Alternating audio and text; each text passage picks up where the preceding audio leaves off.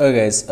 So we had talked about like how like gender is a social construct, और फिर हमने देखा किस तरह से जो है जेंडर स्टीरियोटाइपिंग होती है और किस तरह से जो है मैन या वीमेन जो हैं वो पर्टिकुलर जेंडर रोल के लिए के हिसाब से कंडीशनड हो जाते हैं, राइट। उनको लगता है कि वट एवर इज़ हैपनिंग और which ever way they are behaving is the only natural way of behaving. Okay, तो बेसिकली सोशली कंस्ट्रक्टेड एक रोल जो होता है उसको बिल्कुल नेचुरल बना दिया जाता है, उसको ठीक उसी प्रकार से कह सकते हो कि नेचुरलाइज कर दिया जाता है जिस तरह से हमारा जो है बायोलॉजिकल जो आइडेंटिटी है वो नेचुरल है, और इसकी वजह से जो है फिर कोई उसे क्वेश्चन नहीं करता। इनफैक्ट जहाँ पर भी उसको उससे अलग कुछ दिखता है तो वो उसको जो है अननेचुरल के तौर पर चैलेंज करता है, उसको जो है बदलने की कोशिश करता है। Just the way like Riya and Rohit's grandmother reacts, right, और and she tries to like stop Rohit from making tea. अब जब स्टीरियोटाइपिंग की बात होगी तो आगे हम बात करते हैं जेंडर इनइक्वालिटी की, क्योंकि जैसे ही जेंडर का कॉन्सेप्ट आया, जेंडर की स्टीरियोटाइपिंग हुई, तो उसके बाद जो है ऑफ कोर्स लाइक अगर एक जेंडर को दूसरे से सुपीरियर के तौर पर दिखाया जा रहा है तो मतलब कि भेदभाव तो आना ही आना है ना। अब अगर बात करो पैदाइश की तो मैन और women both are born equal, लेकिन जो जेंडर का जो कॉन्सेप्ट है और जेंडर बेस्ड जो डिस्टिंक्शन होता है बॉयज़ और मेल एंड फीमेल के बीच में, it like results in unfair treatment of one sex. इसमें जो है एक सेक्स का जो है अनफेयर ट्रीटमेंट होता है, and that is the women, right. Gender based discrimination जो है ये बिल्कुल शुरुआती समय से ही है, and it probably was based on the differences in the kind of work they were able to do. Okay, ये जो है शायद उन डिफरेंसेस पर बेस्ड था, हमें किस तरह के काम वो जो है करने में सक्षम थे, और जो बायोलॉजिकल डिफरेंसेस उनके बीच में रहे होंगे शायद उन सब के वजह से ये जो है डिफरेंसेस पैदा हुए होंगे। ओके, ट्रेडिशनली मान लो कि मेन जो थे वो ब्रेड विनर्स थे और वीमेन जो थी वो केयर टेकर्स थे, I mean maybe at hunter gatherers time and everything. Okay, और धीरे धीरे क्या हो, तो ये एक रोल डिवीजन था, ठीक है।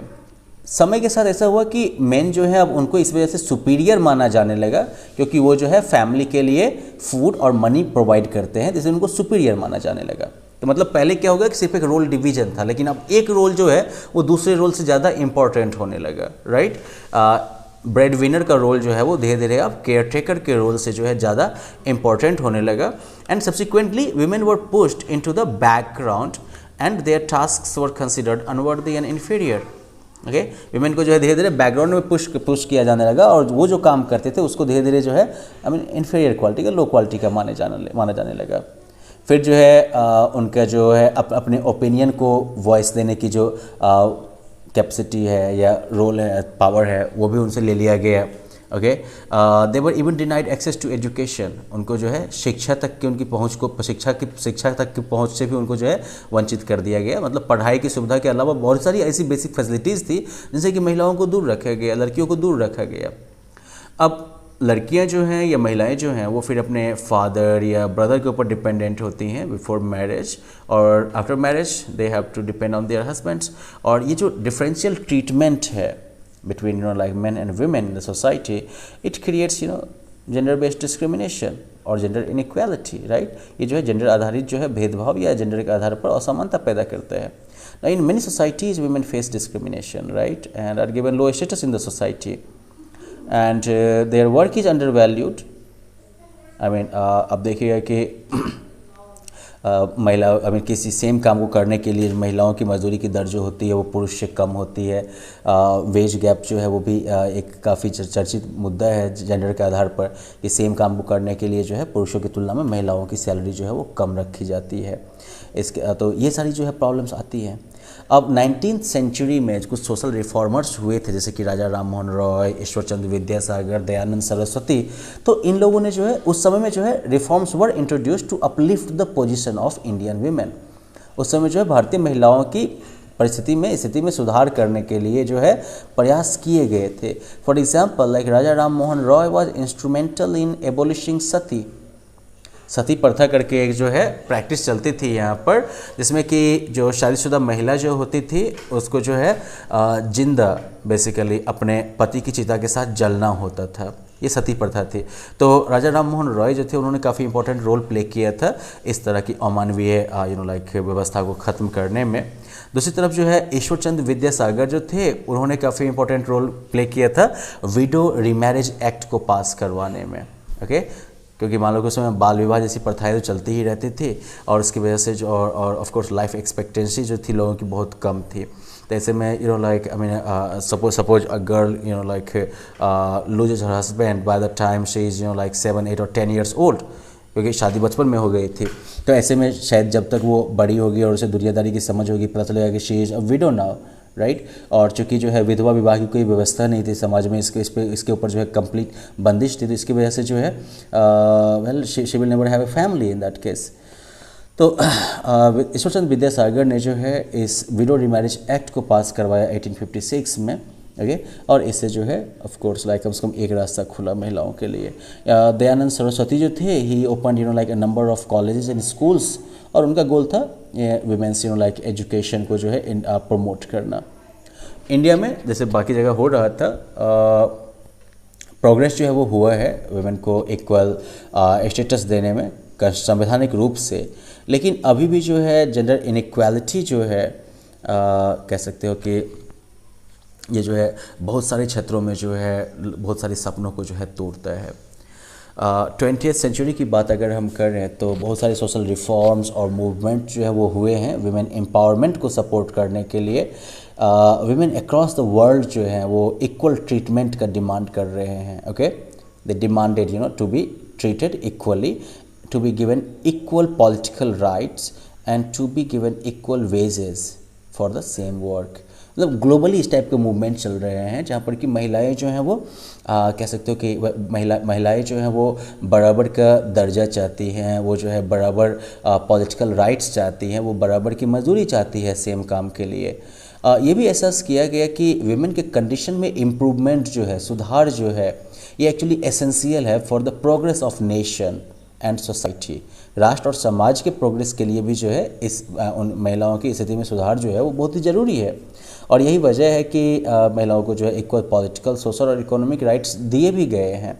Of course like in rights का रियलाइजेशन जो है वो अभी भी कह सकते हो कि थोड़ा क्वेश्चनेबल है। You can observe around yourself to see okay कि इन राइट्स का रियलाइजेशन जो है वो कहाँ तक प्रैक्टिकल है, इन राइट्स का यूज जो है वो कहाँ तक महिलाएं कर पा रही हैं। You can look around and find for your self. अगला आ जाता है इनइक्वालिटी इन वर्क। अब देखो महिलाओं का जो प्राइमरी रोल रहा है that is as a caretaker and homemaker, right. और जो जिसकी अक्सर कोई वैल्यू नहीं होती है। मतलब बहुत सारी सोसाइटी में जो है, in many societies it is naturally assumed, again focus on the word natural. Okay, ये नेचुरली अज्यूम किया जाता है कि मेन जो होंगे they will work outside the home and women may also do provided they also fulfil their household duties.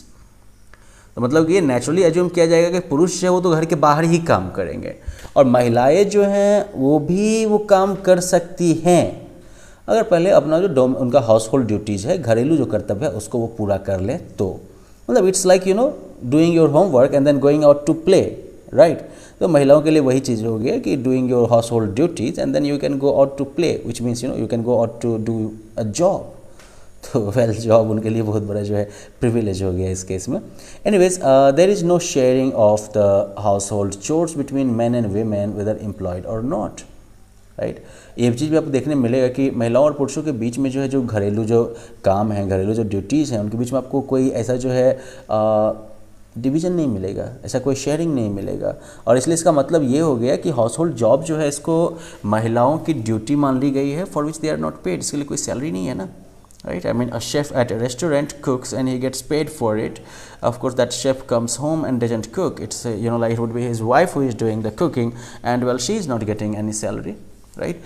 And since I mean, चूँकि उसके काम के लिए कोई सैलरी नहीं मिलती है और इस वजह से जो है उसके काम की वैल्यू भी बहुत कम मानी जाती है।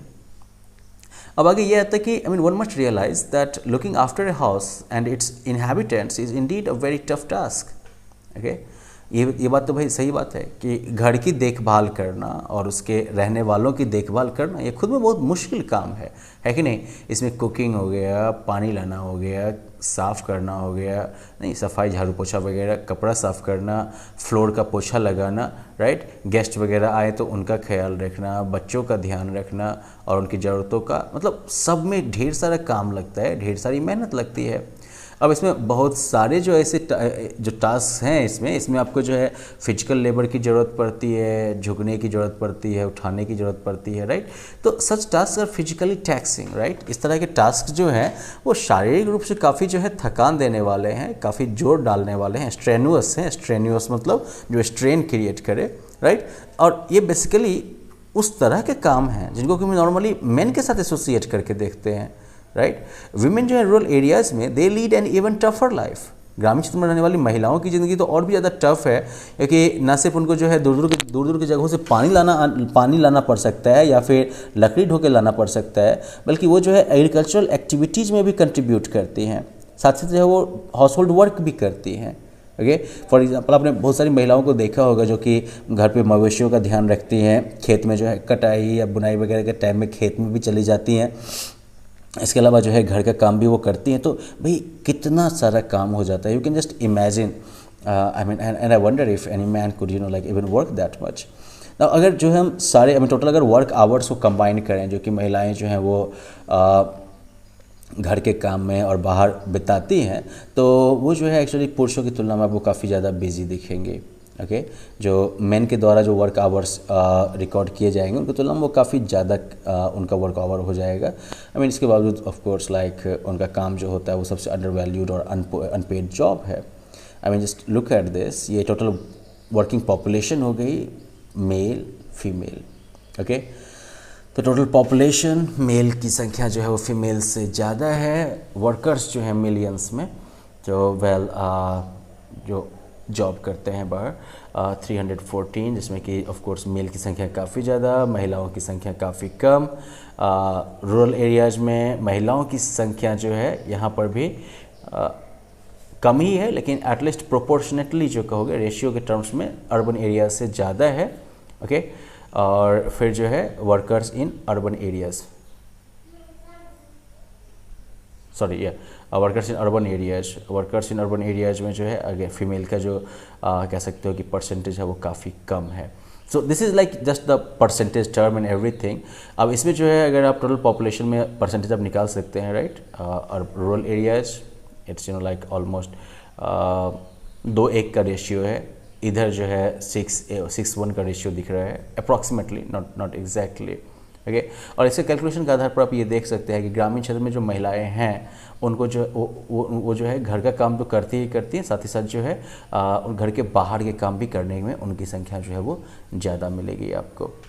तो ये जो टोटल वर्क फोर्स है कंट्री का, इसमें अभी भी वैसे महिलाएं जो हैं वो काफ़ी कम संख्या में हैं। जेंडर के आधार पर जो सोशल इनइक्वालिटी है ये एक्चुअली महिलाओं को विभिन्न समाज में महिलाओं को जो है ये इक्वल अपॉर्चुनिटी नहीं दे पाती है। जो 75% जॉब हैं वेल पेइंग प्रोफेशंस में वो जो है वो पुरुषों के हाथ में है। यद्यपि महिलाएं जो हैं वो भी वैसा ही काम कर सकती हैं, लेकिन फिर भी उनको जो है काफ़ी कम सैलरी मिलती है। तो ये सारे कुछ डिफरेंसेस हैं जो कि जेंडर इनइक्वालिटी की तरफ इशारा करती हैं, राइट। और कहीं ना कहीं जो जेंडर स्टीरियोटाइपिंग की हम लोगों ने बात की थी, जेंडर कंडीशनिंग की हमने बात की है, तो ये सारे भी जो है इसमें जो है एक्टिव रोल जो है प्ले करते हैं। Now in the next lesson we are going to look at the impact of gender inequality, and then we will also look at government efforts to remove gender inequality. Okay, in the meantime you can just like cover up till this part and ensure that you understood everything. Okay, bye bye, have fun.